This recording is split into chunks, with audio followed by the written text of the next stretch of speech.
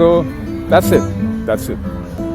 You know, I find art to be an intriguing phenomenon, and I am excited to add it to my second hobby next to music. That's it. You know, another fascinating aspect of it is what makes an object pop.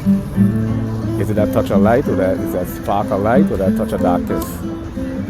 Because sometimes you might implement light first on a surface, and you know,